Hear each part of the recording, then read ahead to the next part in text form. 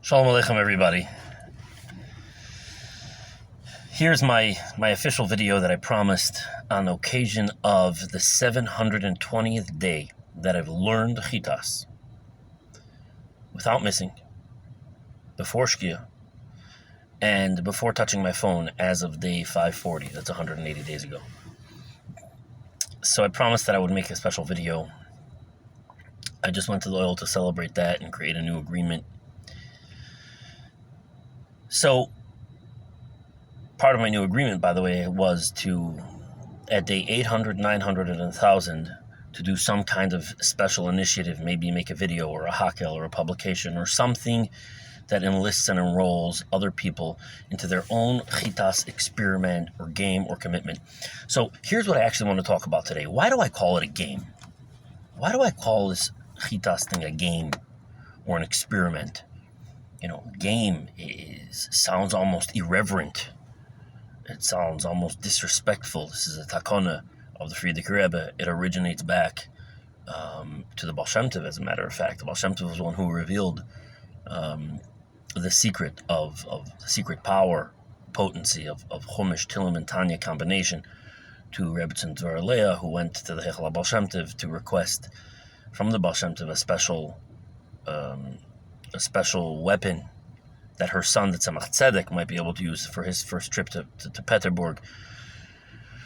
Tzemach Tzedek then reveals this, or received that in a dream from Rebbetzin Dvar Leah, and then passes it on to the Rebbe Marash, who passes it on to the Rebbe Rashab, and the Frierdiker Rebbe publicizes it. So why do I call it a game or an experiment? So I actually don't mean anything irreverent. I don't mean to diminish it in any way or make it casual. I'll tell you what it is, and this is an insight that has been instrumental in helping me achieve this. All right, this is an idea and a way of seeing it that has been critical in helping me achieve 720 days of learning CHITAS without missing before Shkia and before touching my phone as of day 540. So here's what it is. When you turn something into a game and into an experiment, you introduce a dimension of wonder, innocence, and curiosity. You see, there's many different ways of how to undertake a commitment and how to apply yourself to something, especially when we're talking about something like a regimen, something daily, a habit like that, a discipline like that. So you can either come at it from a place of game, or you could come at it from a place of shame. Or even if not shame, but like tremendous burdensomeness. Like, oh, this is hard. This is heavy. I'm pushing this boulder uphill. It's like nothing about it is fun. Nothing about it is exciting. Nothing about it is interesting or intriguing, right? When you undertake something like that, let's say you have an emunah pshuta and you trust and you believe. The Rebbe said, the CHITAS, afilu kedem iskashus, the Rebbe said, and that this is the bloodline and the oxygen, line for bracha, for everything good and beautiful. So you believe the Rebbe, you trust the Rebbe, okay. But, Nefesh Habamis, still doesn't really exactly like to be disciplined, maybe. Or structured or tied down into it impulsively. A lot of us are not so organized or a little bit lazy. We like to do things that are maybe more fun or more pleasure filled first, and put obligations and commitments that are a little bit more come from a place come from a different place in us. Sometimes we put it later in the day. So there's different levels, different energetic frequencies with which we could commit to something and apply ourselves to something. One is shame. I'm not a good enough person unless I do this. I'm not worthy and lovable unless I do this. This justifies my existence. This makes me matter. That's like a really shameful place to come at a practice like this from. As if the Rebbe is proposing something like conditional, right? As if you're only good enough if you do this, which is very, very dark and in the place of klippas. that would be on the lowest end of the spectrum. But there's even higher up on the spectrum. There are different ways to engage in a commitment like that, right? It could just be not any shame, but just very burdensome. Like nothing that's exciting for the Nefesh HaBahamis. Nothing that's fun. No levity, right? Just like duty. So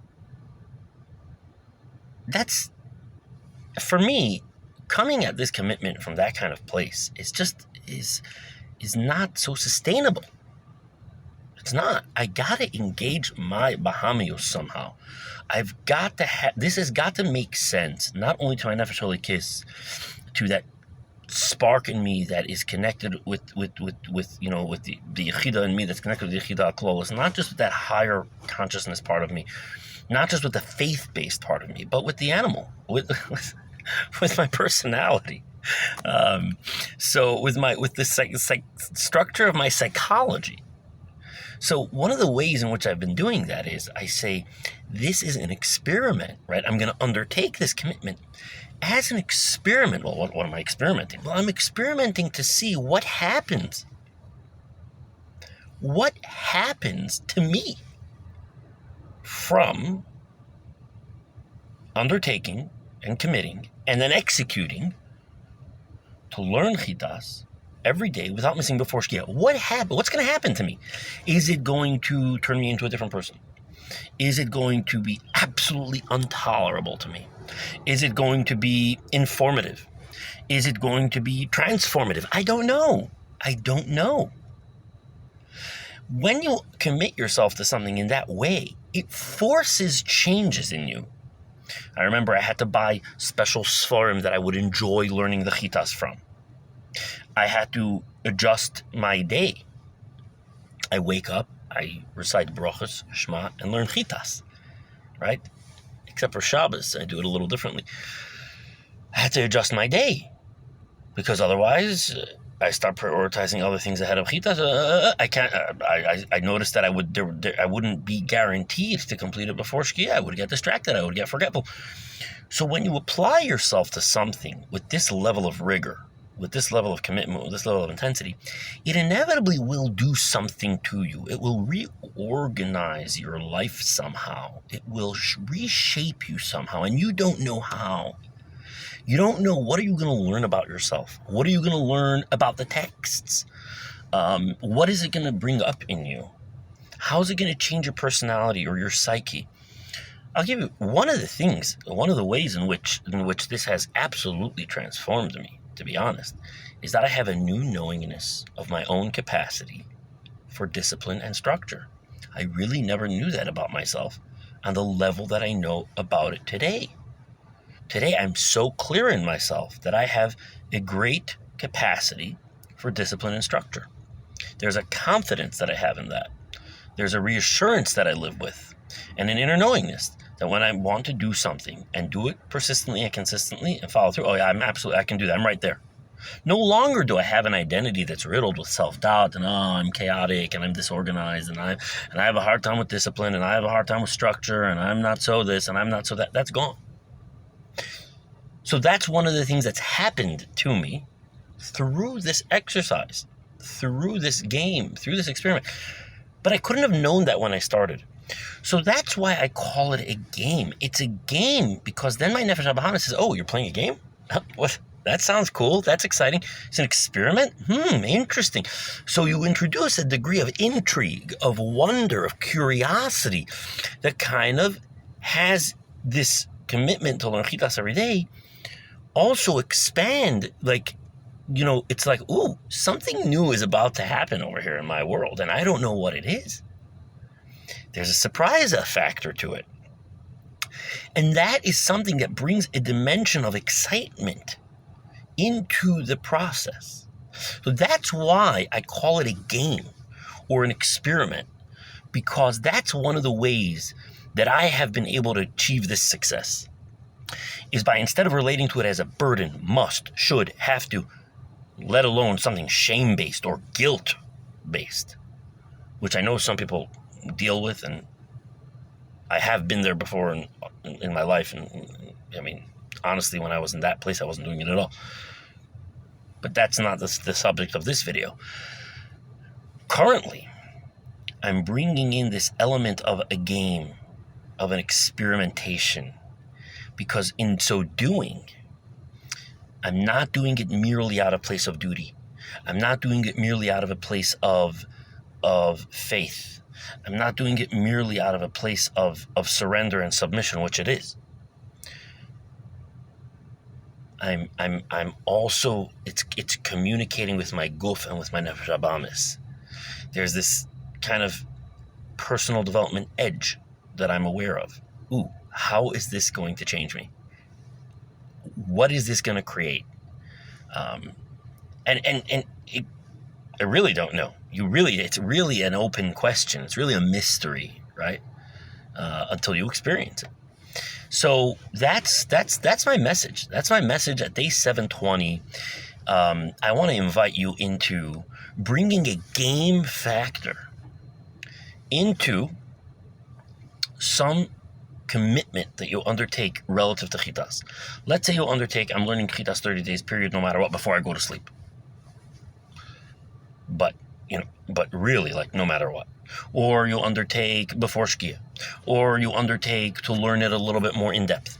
Or you undertake to do it, the Tanya before davening, the Tillim and Rashis, and the Chumash after. Or you haven't done any CHITAS and you just begin to undertake, you say, you know what, let me just try it with one piece of it. I'm going to read the Tillim every day. However you do it, or you do it in English because then you actually understand it better. However you do it, okay, that's one level. What I want to invite you into is bring a game context to it. That way it becomes more exciting for you because it's intriguing, there's curiosity, there's wonder, and you have this openness within you, this open heart and this open mind to see what new experience is about to unfold through this, right? What am I going to have to endure? What kind of pain? What kind of suffering? What kind of reward will it be? You just open yourself up to some unknown, and that could be exciting. And that could be a way of having your CHITAS commitment be actually more vitalizing. And it elevates your whole relationship with CHITAS, and it transforms your relationship with the Rebbeim also. It's just a whole different game. I love you. Happy playing. My name is Fitz. Day 720, Fitz Rabin, in case you don't know. Day 720 of CHITAS. This is my special share. Tzlach Rabba.